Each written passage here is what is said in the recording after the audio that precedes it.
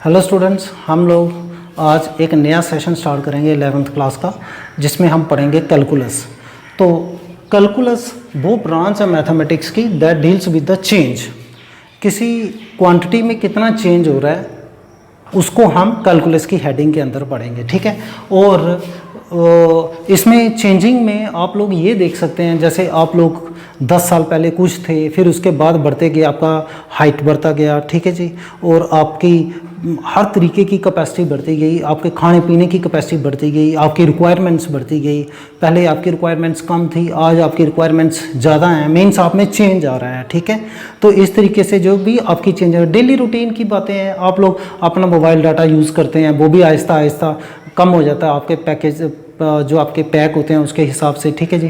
तो आपका स्कूल जाते हैं तो आपकी वहाँ पे भी आप में चेंज आता है। जैसे आपको टीचर साहिबान नई नई चीज़ें पढ़ाते हैं तो आपका ब्रेन की डेवलपमेंट होती है, आपके ब्रेन में एक चेंज आता है, और जैसे जैसे आपका ब्रेन डेवलप होता जाता है आप नई नई चीज़ें पकड़ते जाते हैं, और आपकी कैपेसिटी किसी चीज़ को, किसी कंसेप्ट को पकड़ने की वो भी बढ़ जाती है, ठीक है ना। तो इट मीन्स आप में चेंज आ रहा है। पहले आप छोटी छोटी चीज़ों को सीखने में बड़ा टाइम लेते थे, जैसे जैसे आप बढ़ते जाते हैं आप नई नई क्लासेस में आगे बढ़ते जाते हैं, आपकी कैपेसिटी जो है, आपकी ग्रास्पिंग पावर है जो बड़ी फास्ट हो जाती है। मीन्स आप में चेंज आ रहा है, हम चेंज की बात कर रहे हैं। तो ये सारी कहाँ में हम किस हेडिंग के अंदर पढ़ते हैं? कैलकुलस की हेडिंग के अंदर पढ़ते हैं। तो इसके हम दो ब्रांचेस में पढ़ते हैं, एक डिफरेंशिएशन और एक इंटीग्रेशन।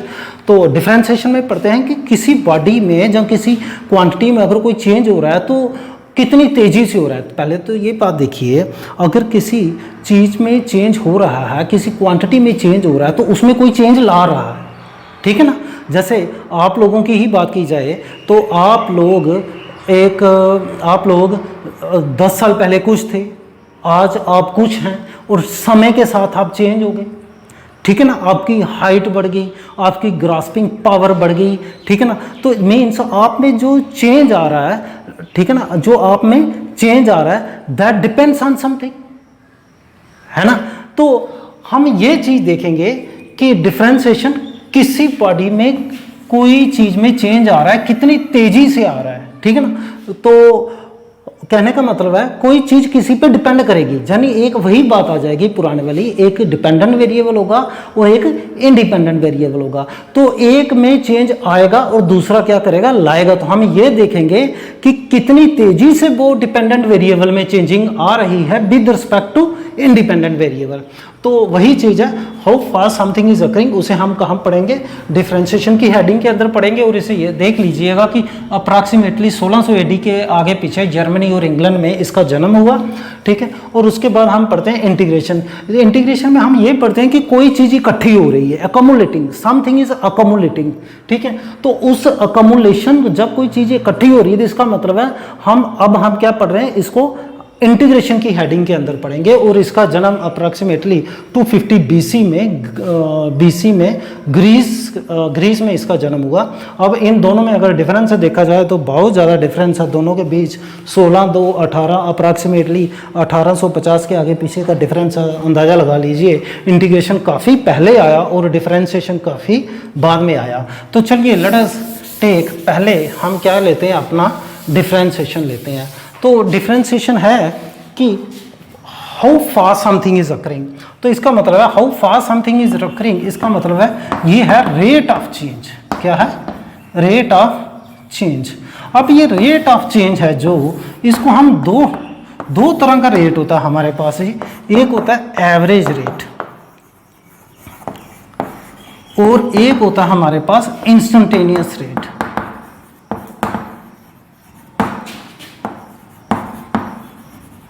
इंस्टेंटेनियस रेट, ठीक है।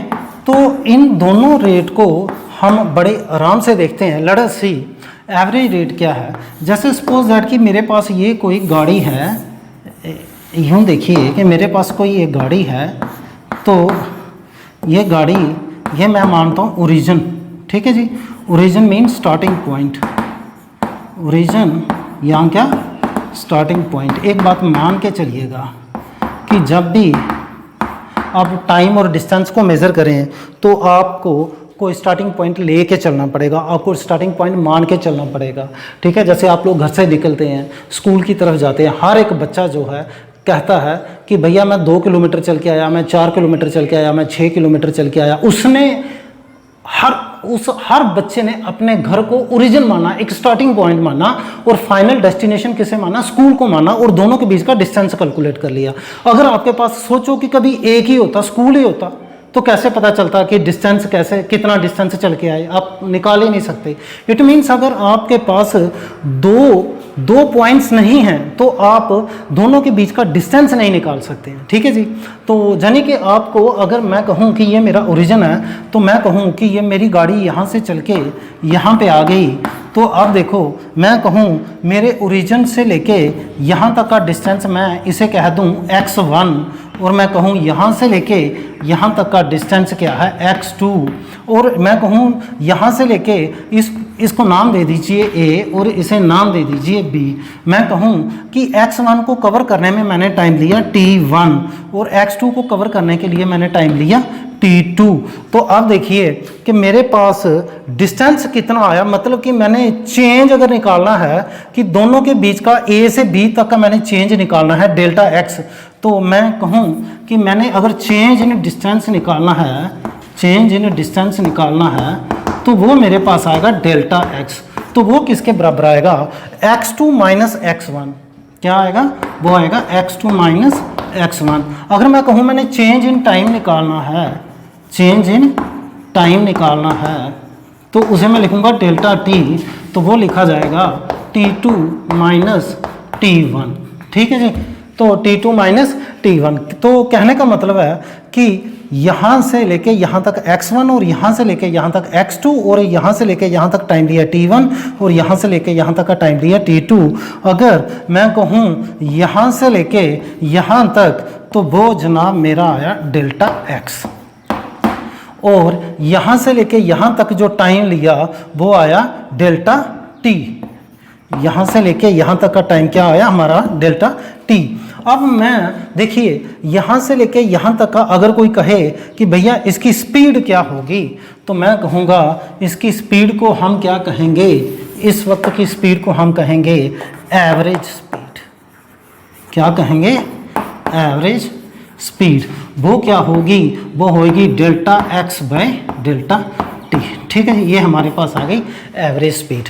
देखिए अब सपोज दैट सिंपल सी बात है, कोई गाड़ी है, यहाँ से चलती है, यहाँ आती है, फिर यहाँ से चलती है, ऐसे ऐसे इस तरीके से आगे चलती जाती है, यहाँ से यहाँ तक आती है, टाइम लेती है, यहाँ से यहाँ आती है, टाइम लेती है, यहाँ से यहाँ आती है, टाइम लेती है। अगर कोई पूछेगा ये एवरेज स्पीड निकालनी है, तो सारे डिस्टेंसेस को कवर कर लो, टोटल डिस्टेंस को कवर कर लो और टोटल टाइम के साथ डिवाइड मार दो। मैंने दो वेरिएंस ले ली, एक ए की और एक बी की। यहाँ से लेके यहाँ तक का डिस्टेंस कितना आ गया, डेल्टा एक्स, और यहाँ से लेके यहाँ तक टाइम लिया डेल्टा टी। तो ये इससे हमारा क्या आ गया, एवरेज स्पीड। अब कभी सोचो कि यहाँ पे गाड़ी जो है इस पॉइंट पे, अगर मानो कि ये मेरी गाड़ी आगे चल रही होती, इस तरीके से चल रही होती, ऐसे आगे चल रही होती, यहाँ भी चल रही है, यहाँ भी चल रही है, यहाँ भी चल रही है, आगे चल रही है।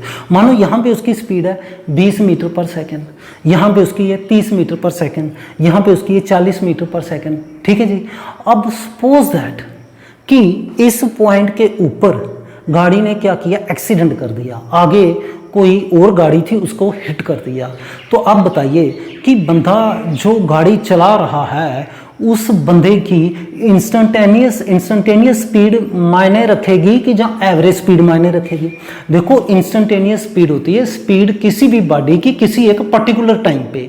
देखो यहाँ से चली, यहाँ पे आई, यहाँ पे आई, यहाँ पे आई, इस तरीके से गाड़ी चल रही है। यहाँ पे स्पीड कुछ और होगी, यहाँ पे कुछ और होगी, यहाँ पे कुछ और होगी, यहाँ पे कुछ और होगी।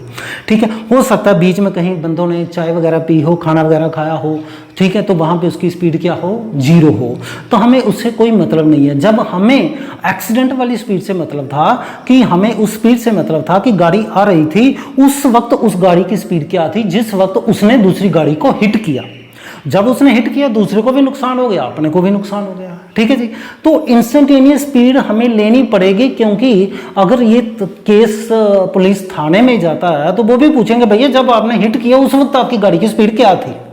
वो ये नहीं पूछेगा कि आपकी एवरेज स्पीड क्या थी उस वक्त, आपने जब हिट किया तो उस वक्त आपकी स्पीड क्या थी, उस स्पीड को हम इंस्टेंटेनियस स्पीड कहते हैं। जैसे आपकी गाड़ी चल रही होती है, आपका स्पीडोमीटर सुई बताती है, वो सुई चल रही थी, आपकी गाड़ी कितनी चल रही है, 80 kilometre per hour, 30 kilometre per hour, 100 kilometre per hour. That is the speed which is called instantaneous speed. वो आपकी गाड़ी जो सुई बता रही होती है वो इंस्टेंटेनियस स्पीड होती है।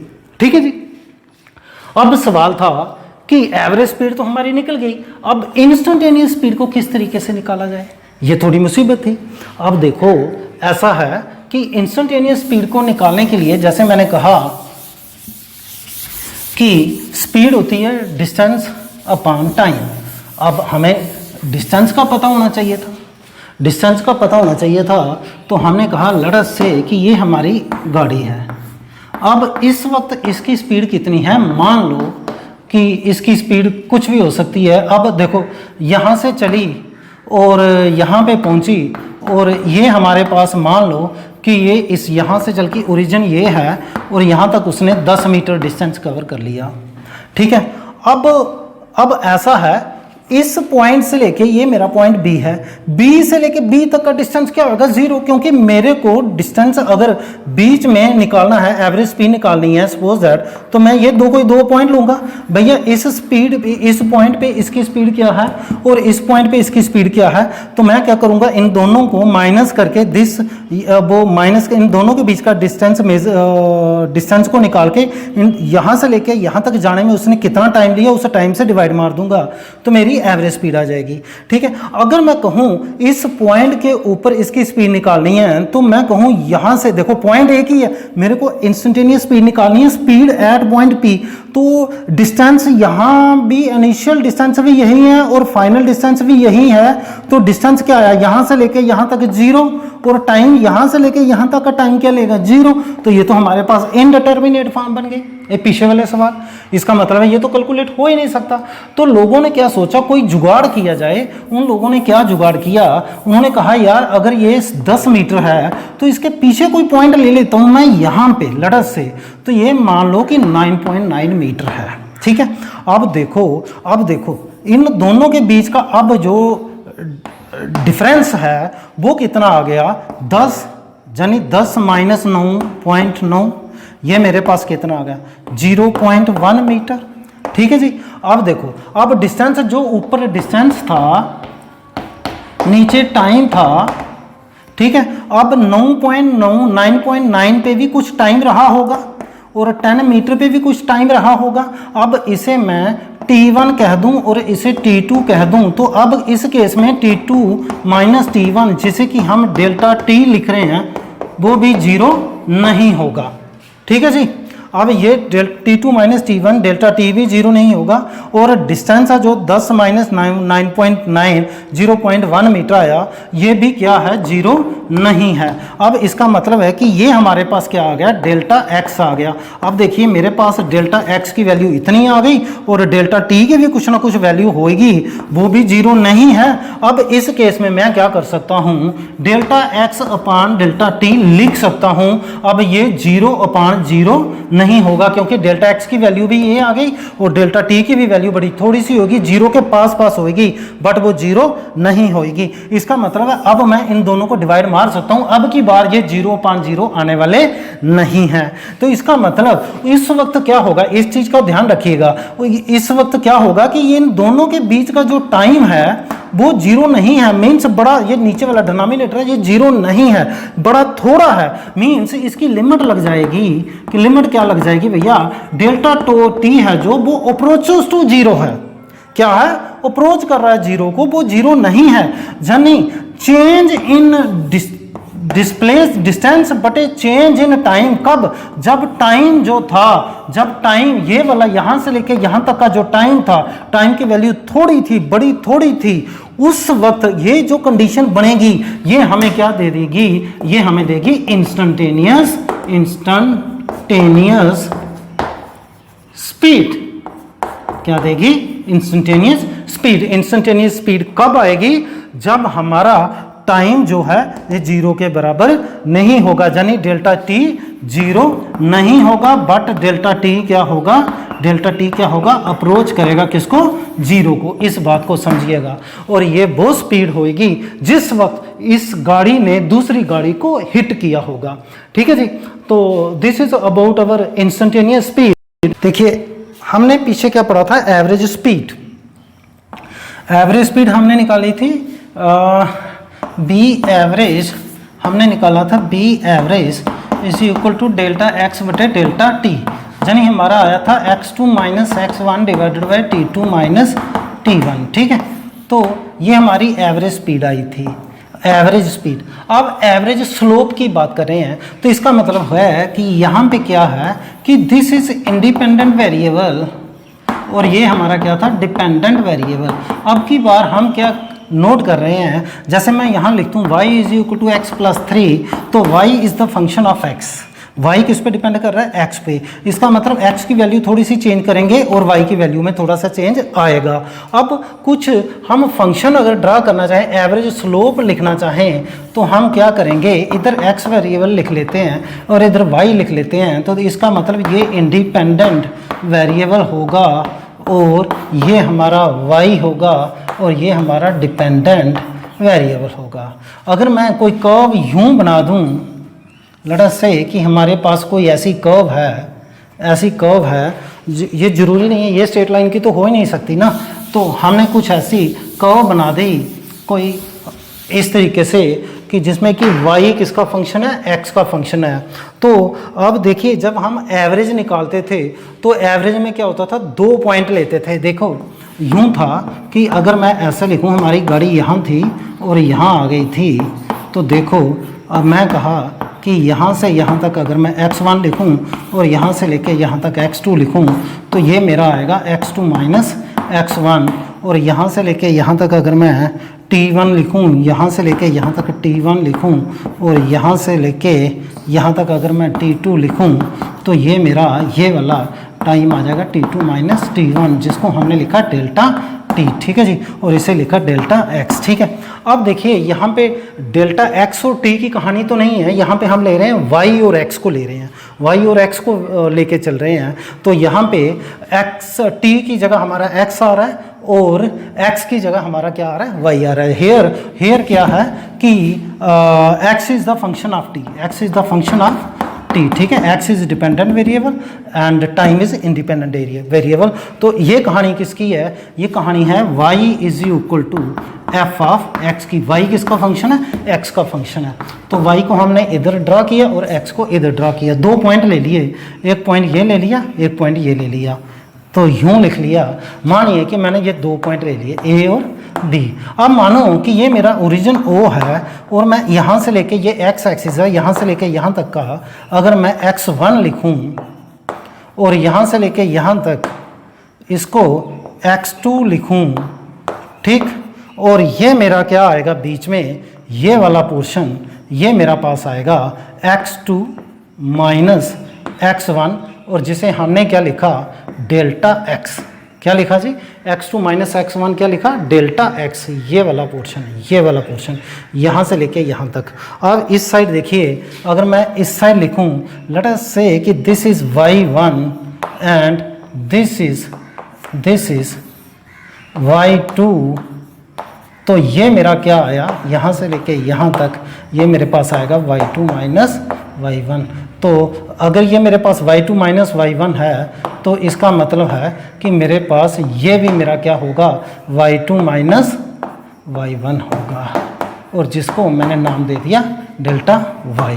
अब देखो इधर हमारा क्या आया था, डेल्टा x अपान डेल्टा t। अगर आपको याद हो ये हमारा b एवरेज आया था। ठीक है, अब देखिए हमारा ये क्या था, ये इंडिपेंडेंट था और ये हमारा था डिपेंडेंट वेरिएबल था।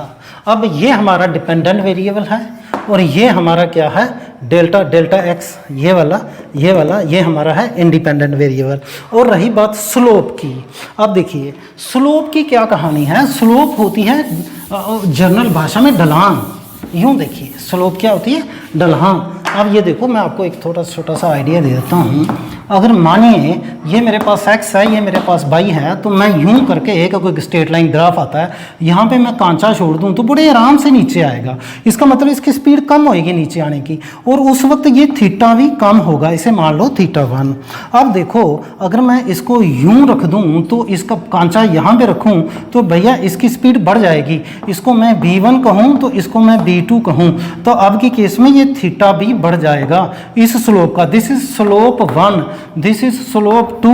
अगर मैं एक और स्लोप डाल दूं यहाँ पे, दिस इज स्लोप 3, तो इस केस में इसकी वेलोसिटी मान लूँ b3, और इस केस में ये एंगल को यूं डाल दूं θ3, तो कहानी क्या होगी, θ3 greater than θ3, this is θ2, this is θ2 greater than θ1। तो देयरफॉर अब देखो b3 की वैल्यू क्या होगी, b3 की वैल्यू होगी b2 से ज़्यादा, और ग्रेटर देन क्या होगी b1। तो ये स्लोप इस केस में बिकॉज क्यों होगा, क्योंकि slope 3 is greater than slope 2 and greater than slope 1। तो ये कहानी होगी। स्लोप होगी ढलान, तो ये होगी हमारी ढलान, ठीक है। ये स्लोप को लेने के लिए हमें 2 पॉइंट लेने पड़ेंगे, क्योंकि डिस्टेंस को, जैसे मैंने कहा था, किसी क्वांटिटी को निकालने के लिए जैसे मैं डिस्टेंस निकालना चाहता था, तो मेरे को 2 पॉइंट की ज़रूरत थी कि यहाँ से यहाँ तक गाड़ी कितनी गई, तो मेरे को ये निकालना था, जैसे हमने कहा था डेल्टा x, हमें इससे मतलब था, तो इसलिए मेरे को 2 पॉइंट की ज़रूरत थी। दिस इज, मान लो कि this is a and this is b, तो ये 2 पॉइंट की ज़रूरत थी। इस करके इसकी हमने एक स्लोप बनाई। तो इसमें क्या हुआ, हमने देखा ये हमारा डेल्टा y आया और ये हमारा आया डेल्टा x, और हमने क्या कहा कि लेट अस से कि ये है हमारा थीटा, यानी ये है हमारी स्लोप। तो अब इस स्लोप को हम कैसे निकालेंगे, स्लोप का निकाला जाएगा, स्लोप इज इक्वल टू, थीटे को लिखेंगे टेंजेंट थीटा, और वो हमारे पास आएगी डेल्टा y अपान डेल्टा x। तो ये हमारी स्लोप निकल के आएगी किसकी, y और x की, यानी ये हमारा निकलेगा एवरेज स्लोप 2 पॉइंट के बीच का। And this is represented by, जैसे मैंने लिखा, it is between 2 points, it is between 2 points and it is the slope of the card. अगर सोचिए, ये इसको मैं इमेजिनरी यूं सर्कल मार लेता पूरे का पूरा, तो ये एक आर्क आती, ये देखिए, ये हमारी एक क्या आती, आर्क आती, और यूं देखिए, यूं, ये हमारी एक आर्क आती, ये वाली, this is A and this is B, ये हमारी आर्क आती एक, ये हमारी एक आर्क आती, ये वाली, ये हमारी एक आर्क आती, ठीक है। और आर्क में ये एक हम एक लाइन ड्रा करते जिसे हम कार्ड कहते। अगर इसी लाइन को मैं आगे प्रोड्यूस करता, सर्कल के आर पार कर देता, तो फिर हम इसे सीकेंट कहते हैं। क्या कहते हैं, सीकेंट कहते हैं। इसीलिए कहते हैं कि it is between 2 points and it is the slope of the card. Slope किसकी है, या तो कार्ड की है या फिर किसकी है, सीकेंट की है, ठीक है। That joints the 2 points, that joints the 2 points on the slope, ठीक है जी। तो the 2 points on the imagine, the 2 points on the arc के 2 पॉइंट्स को ज्वाइन करने वाली ये आ गया। तो ये हमारी स्लोप आ गई। अब देखो, दिस इज एवरेज स्लोप। अगर सोचो कि अगर मैं यूं करूं कि इस डेल्टा x को छोटा कर दूं, कभी सोचो,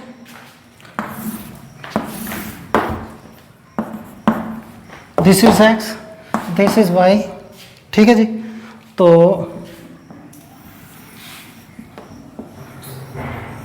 दिस इज y1 यहाँ से लेके यहाँ तक, और ये मान लीजिए ये y2, ठीक, और ये आपका आ जाएगा x1 और ये आ जाएगा x2। अब सोचो, ये हमारी स्लोप आ गई, एवरेज स्लोप। हमारी कौन सी स्लोप आ गई, एवरेज स्लोप। अब कभी सोचो, इस डेल्टा x को, x2 माइनस x1, ये पोर्शन बचा, तो इसे मैं डेल्टा x कहा, और ये मेरे पास क्या आया, डेल्टा y, तो ये हमारे पास क्या आ गया, यहाँ से लेके यहाँ तक डेल्टा वाई। कभी सोचो अगर मैं इस डेल्टा एक्स को जीरो कर दूं, छोटा कर दूं, छोटा कर दूं, छोटा कर दूं, छोटा कर दूं, तो इट मीन्स ये मेरा बी पॉइंट है और ये मेरा ए पॉइंट है। इसका मतलब है बी और ए पास आ रहे हैं, पास आ रहे हैं, पास आ रहे हैं। ठीक है जी। अगर मैं डेल्टा एक्स को छोटा करता जाऊंगा तो क्या होगा, ए और बी एक दूसरे के पास आते जाएंगे, पास आते जाएंगे। तो हमारा ग्राफ कुछ क्या कैसा बन जाएगा, उस केस में हमारा ग्राफ कुछ यूं बन जाएगा, हमारा ग्राफ कुछ यूं बन जाएगा, ये y ये x, ठीक है।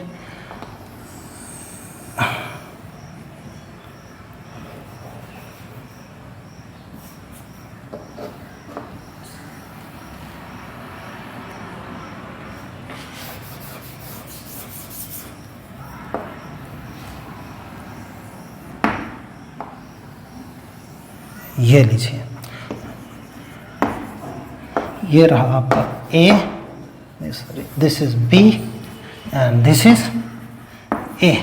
अब जैसे आप लोग क्या करेंगे, इस डेल्टा एक्स को जीरो करेंगे, कम करेंगे, कम करेंगे। देखिए उसी की तरफ आइए कि जैसे मैंने कहा था 10 मीटर का डिस्टेंस, दूसरा डिस्टेंस क्या लिया, 10 मीटर के एग्जैक्ट पास, क्योंकि हमें क्या निकालनी थी, इंस्टेंटेनियस स्पीड। वो स्पीड निकालनी थी जिस वक्त गाड़ी ने दूसरी गाड़ी को हिट किया था, हमें उस स्पीड से मतलब था। क्यों? क्योंकि वहां से पता चलता कि इसको कितना नुकसान हुआ और उसको कितना नुकसान हुआ।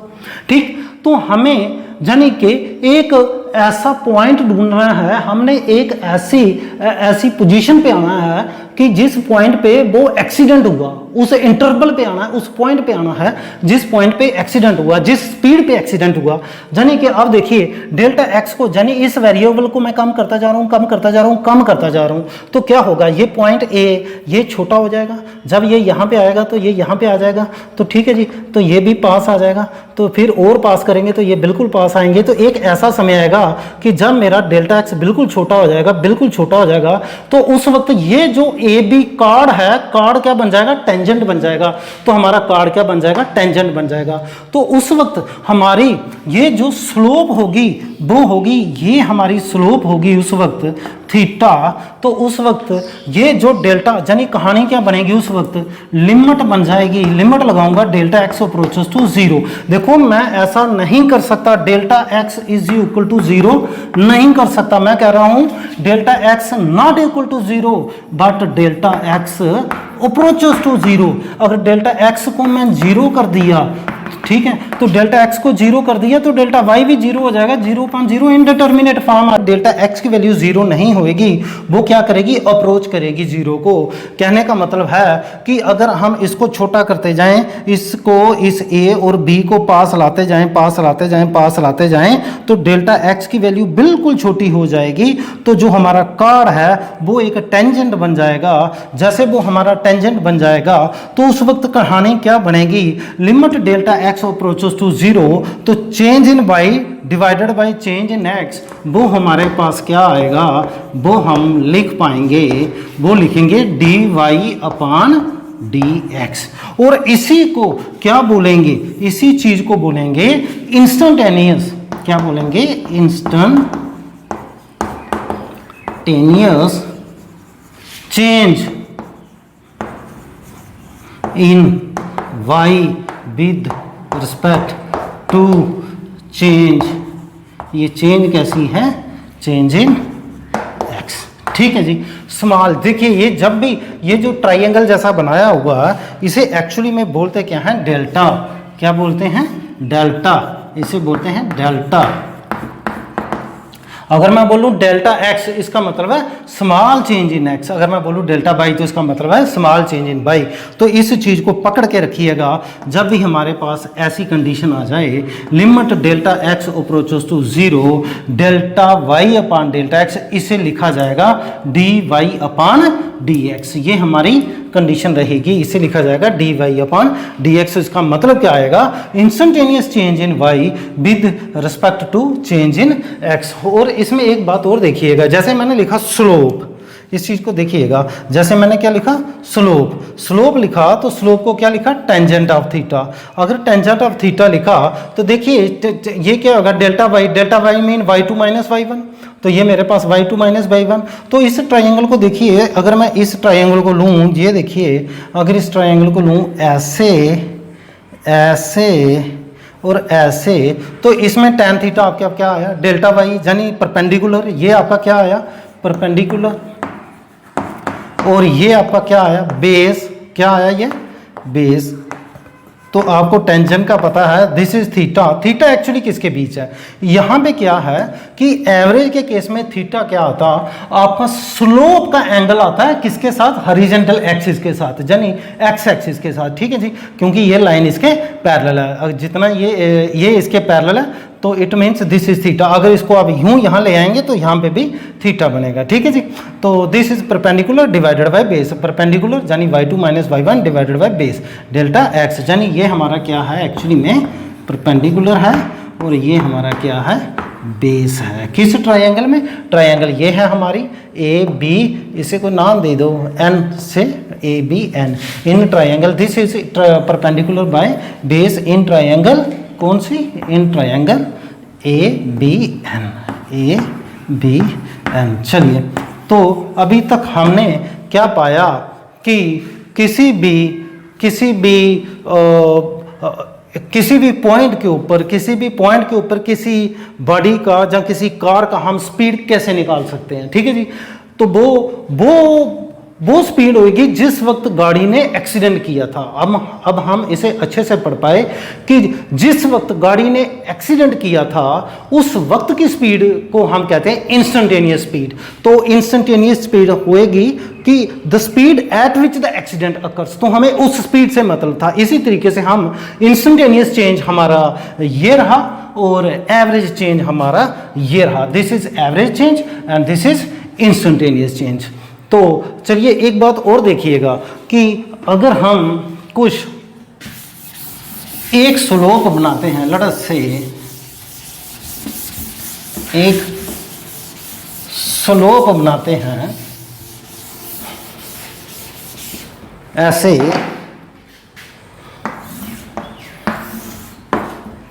इसे y मान लीजिए और इसे x मान लीजिए, यूं करके। अब देखिए, मान लीजिए ये मेरे पास कोई y x का फंक्शन था तो किसी इक्वेशन में, तो वहाँ पे उसका स्लोप ऐसे आ गया, तो इस पॉइंट पे टेंजेंट कैसा आएगा, देखो इस पॉइंट पे टेंजेंट आएगा यूं, ठीक। तो अगर मैं इसके पैरेलल यहाँ पे लाइन ड्रा करूँ तो ये आएगा, तो ये हमारा थीटा आएगा। लेट अस से दिस इज थीटा 1 और इसे स्लोप 1 कह दो। अगर मैं कोई और स्लोप ड्रा करूँ, लेट अस से यहाँ पे, तो टेंजेंट ये आएगा, ठीक, ये आएगा, टेंजेंट ये आएगा, यूँ आ जाएगी। अगर आप थीटा बनाना चाहते हैं तो इसके पैरेलल यहाँ पे लाइन ड्रा कर दीजिए, तो एक थीटा ये आ जाएगा, इसे थीटा 2 कह दो। नहीं तो आप, अगर ये थीटा 2 है तो ये भी वैसे थीटा 2 ही होगा, ध्यान रखिएगा। अगर देखो ये बहुत तिरछा सा है यहाँ पे, इस पॉइंट पे यूँ देखिए, अगर मैं स्लोप यूँ कहूँ तो यहाँ पे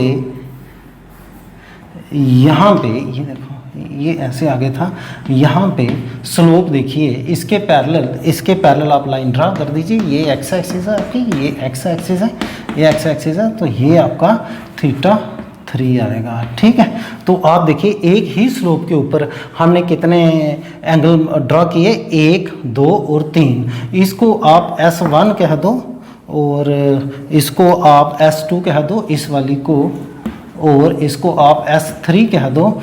तो आपको क्या लगा कि यहाँ से आपको क्या लगता है कि theta 3 greater than theta 2 greater than theta 3 greater than theta 2, ये थीटा 2 लिखे, हाँ थीटा 1 ये थीटा 2 है। तो अगर आप इसे ड्रा करना चाहते हैं, इसको भी वापस ले आइए, तो ये भी आपका क्या बनेगा, थीटा 3 ही बनेगा।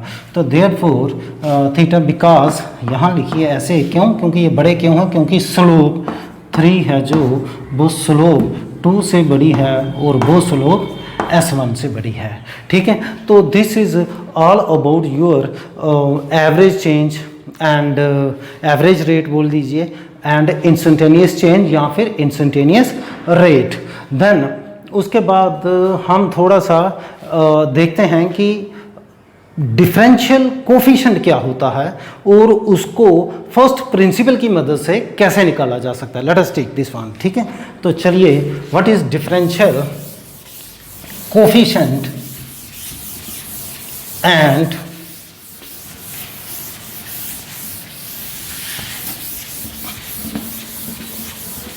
डिफरेंशियल कोफिशिएंट, और उसके बाद हमारे पास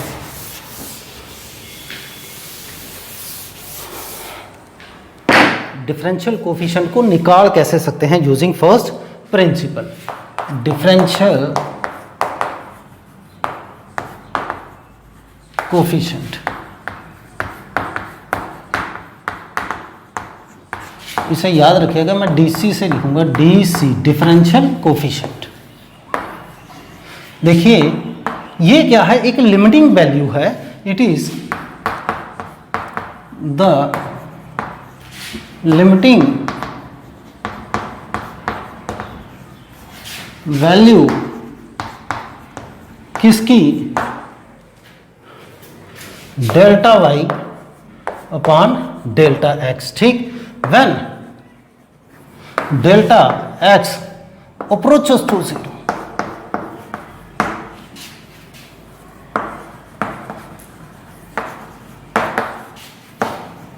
ठीक है जी।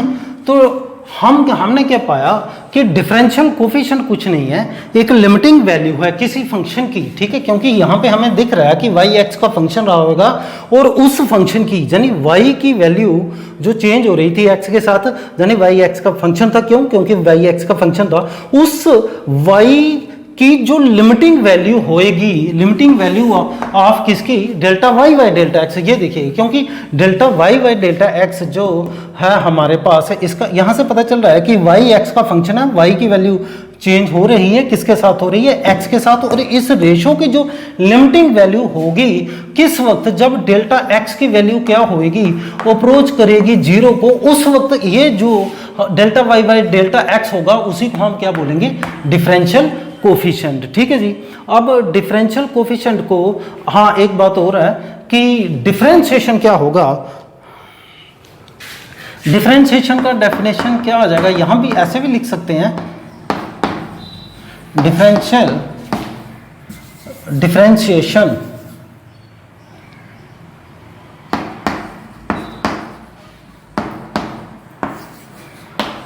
ठीक है। डिफरेंशिएशन क्या होगा, एक प्रोसेस होगा जिस प्रोसेस से आप लोग डीसी निकालेंगे। The process of finding the differential coefficient of a function is called differentiation. यानी डिफरेंशिएशन कुछ नहीं है, एक प्रोसेस है जिस प्रोसेस में आप डिफरेंशियल कोफिशिएंट निकाल पाएंगे, यानी लिमिटिंग वैल्यू निकाल पाएंगे, किसकी, delta Y by delta x की। The process of finding the value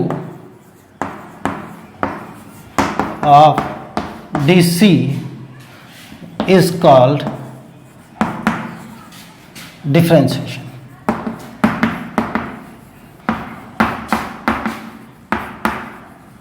ठीक है जी।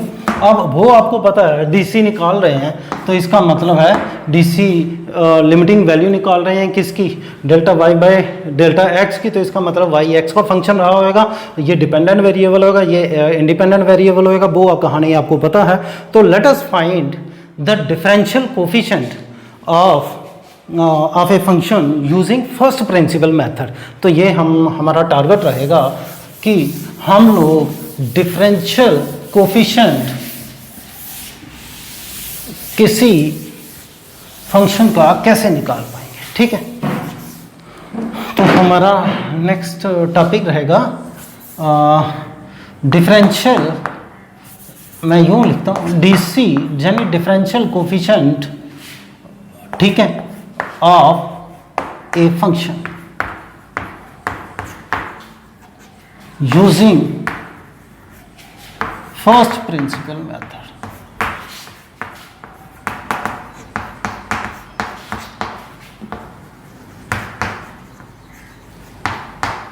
वो कैसे, तो वो कैसे निकालेंगे हम, तो हम सबसे पहले कहते हैं let x and y be the two variables. हाँ, टू, यूं डाल लीजिए एक लाइन,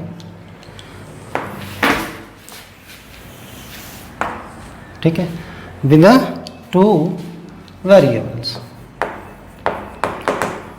हमने माना x और y हमारे पास दो वेरिएबल्स हैं, सच दैट क्या है, इस तरीके से y is the function of x, क्या y is the function of x, ठीक है। इसका मतलब क्या हुआ, y डिपेंडेंट होगा और x क्या होगा, इंडिपेंडेंट होगा। दैट इज y की वैल्यू क्या होगी, f ऑफ x।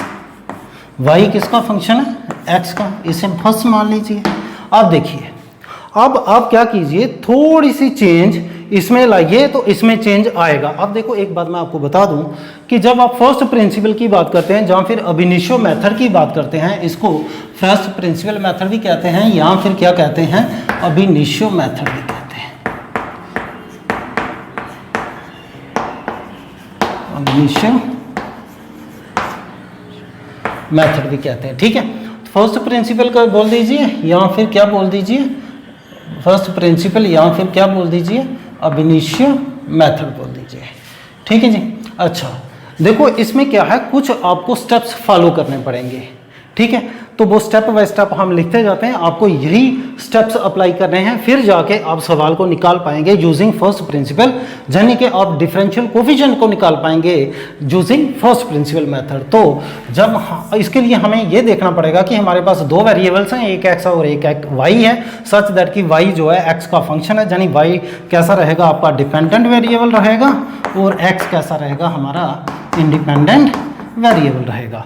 तो स्टेप नंबर 1 देखिए, ये स्टेप आपको अप्लाई करने पड़ेंगे। क्या होगा कि taking small increment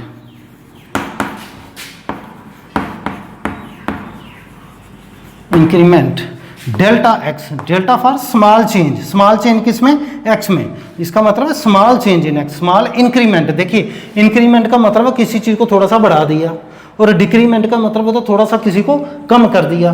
taking small increment delta X in X, there will B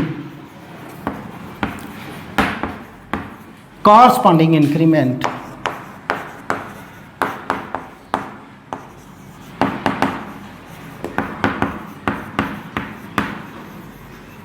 delta Y in Y. देखिए आप इसमें थोड़ी सी चेंज लाते हैं तो इसमें चेंज आती है, क्यों, क्योंकि ये इस पे डिपेंड करता है, ठीक है ना। अब यूं देख लीजिए, मैं लिखता हूं y is equal to X plus 9, ठीक है। आप x में थोड़ी सी भी चेंज लाइए तो इसमें थोड़ा सा चेंज आएगा। आप अगर आप इसमें ज़्यादा चेंज लाएंगे तो इसमें ज़्यादा चेंज आएगा, मगर उससे हमारा जुगाड़ होने वाला नहीं है। हमें स्मॉल चेंज लेनी है, क्यों, क्योंकि हमें वो पॉइंट निकालना था जिस वक्त एक्सीडेंट हुआ। बात को समझो, हम वो स्पीड वाली कहानी थी, वहाँ पे क्या था, डिस्टेंस टाइम का फंक्शन था, और यहाँ पे क्या है, वाई एक्स का फंक्शन है। तो हमें क्या करना है, थोड़ी सी चेंज लेनी थी, यानी एक अगले वाला पॉइंट था उसके एग्जैक्ट बगल में, एग्जैक्ट बिल्कुल साथ वाला पॉइंट लेना था, जिसके करके कि उनके बीच का हम डिस्टेंस निकाल पाते और उनके बीच का टाइम निकाल पाते। एवरेज, यानी कि एवरेज स्पीड निकाल के उसको हमने लिमिट लगाई थी कि डेल्टा टी की वैल्यू 0 हो जाए, तो फिर वही हमारी इंस्टेंटेनियस आ गई, यानी कि उसके पास पास थी, ठीक है जी। तो चलिए, तो हम क्या कहते हैं कि इसमें थोड़ा सा चेंज लाएंगे तो इसमें चेंज आएगा। ऐसा भी सोच सकते हैं कि हम लोगों ने क्या किया कि कोई बर्तन ले लिया, उसमें कोई चीज़ डाल दी, लेट अस से कि मैंने उसमें 3 गिलास पानी डाल दिए, तो मैं 1 बूंद पानी एक्स्ट्रा डाल देता हूँ, ये 3 गिलास पानी आपका क्या होगा, एक्स होएगा, और मैंने एक बूंद एक्स्ट्रा डाली है वो डेल्टा एक्स होएगी। देखो 1 बूंद उसमें डाल दोगे तब भी उस 3 गिलास को कोई फर्क पड़ने वाला नहीं है, अगर आप थोड़ी सी वैल्यू उसकी 1 बूंद निकाल दोगे तो तब भी उसे कोई फर्क पड़ने वाला नहीं है। ये 1 बूंद ही आपकी डेल्टा एक्स है, मीन्स इसकी वैल्यू बड़ी थोड़ी सी चेंज करनी है। तो लेट अस से, तो ये मेरे पास क्या होगा, F of X plus delta X, तो इसमें क्या चेंज आ जाएगा, y प्लस डेल्टा y, तो इसे मैं इक्वेशन डाल दूंगा सेकंड, ठीक है जी।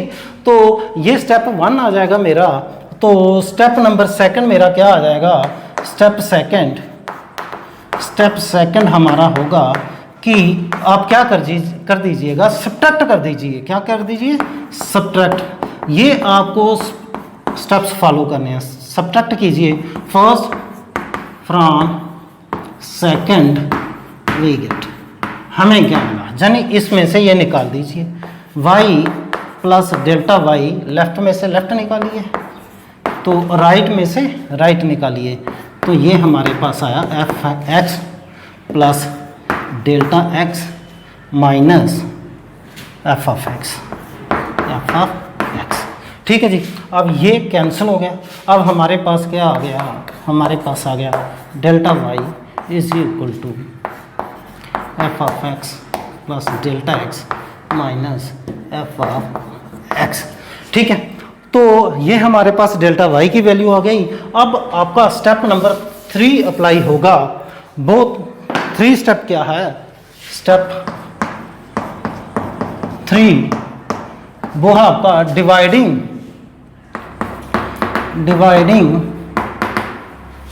Both sides by delta X. तो डेल्टा एक्स से डिवाइड मार दीजिए, तो लेफ्ट क्या है आपका, यह है आपका delta Y upon delta X, तो इधर क्या आएगा F of X plus delta X minus F of X divided by delta X. अब स्टेप नंबर 5 अप्लाई और 4 अप्लाई कर दीजिएगा। ठीक है, तो स्टेप नंबर 4 क्या है आपका, वो है टेकिंग लिमिट। लास्ट स्टेप आपका ये taking limit delta x approaches to 0 on both sides.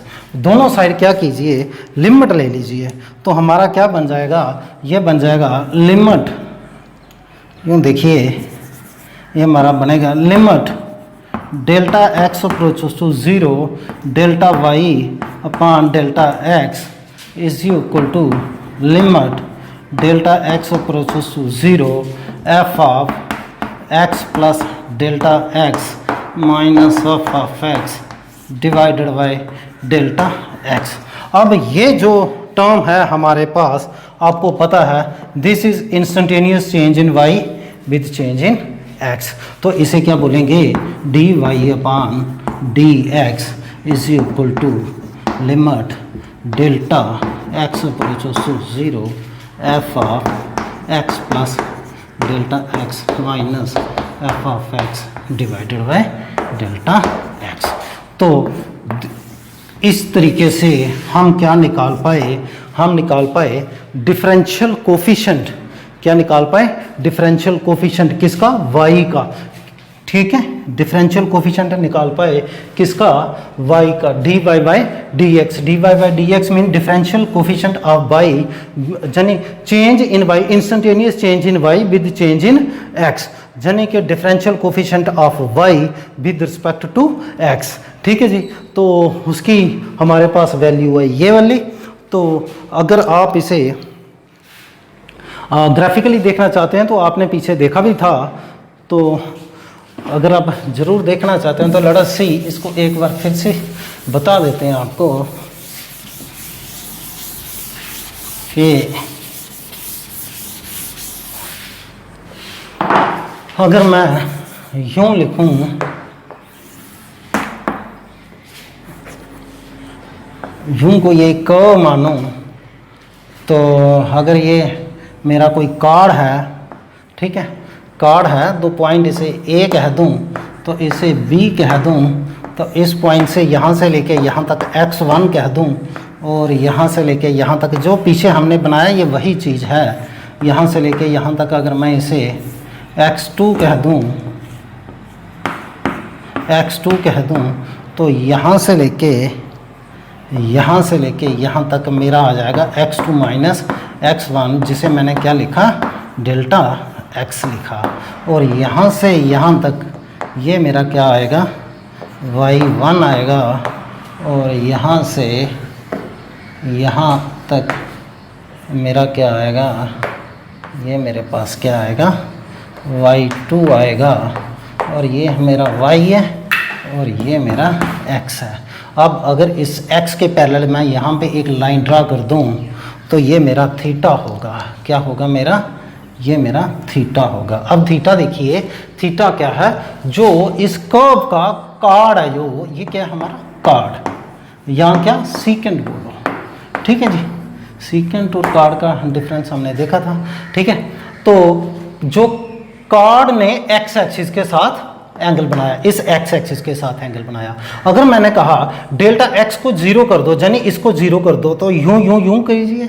अगर यूं कर दिया तो ये कार्ड क्या बन जाएगा? टेंजेंट बन जाएगा, तो इस पॉइंट पे आ जाएगा। ठीक है, इस पॉइंट पे आएगा, तो अगर मैं इसको टेंजेंट बनाऊंगा तो ये बात कुछ यूं आएगी।